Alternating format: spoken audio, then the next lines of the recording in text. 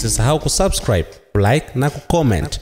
Wakili maarufu nchini Kenya, Andrew Chacha Mwita, ameshtakiwa kwa makosa manne yanayohusiana na kufadhili na kuwezesha vitendo vya kundi la kigaidi la Islamic State nchini Kenya. Wakili Mwita alikamatwa Ijumaa iliyopita mjini Mombasa baada ya uchunguzi kumhusisha na kuwezesha vitendo hivyo na kutoa huduma kwa mashirika ya kigaidi. Wakili huyo alifikishwa katika mahakama ya kupambana na ugaidi ya Kahawa nchini Kenya, ambapo amesomewa mashtaka manne yanayohusiana na ugaidi na yote aliyakana.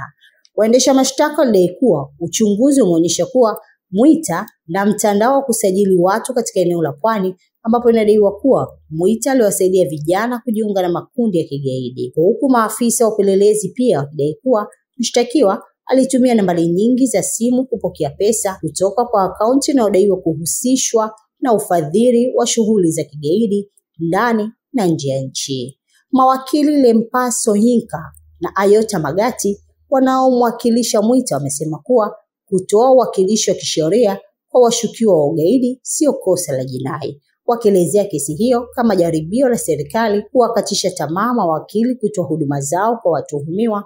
Mwita ni wakili mkongwe anayejulikana katika mahakama za Kenya kwa kuwatetea wateja wanaokabiliwa na mashtaka yanayohusiana na ugaidi katika mwongo mmoja uliopita. Endapo mahakama itakubali ombi la kitengo cha polisi cha kupambana na ugaidi, Mwita atazuiliwa katika kituo cha polisi cha eneo la Viwanda jijini Nairobi, huku uchunguzi ukiendelea. Mimi ni Zakia Nanga, Mwanahalisi TV. Ili kwa wa kwanza kupata habari zetu, tafadhali usisahau kusubscribe, like na kucomment.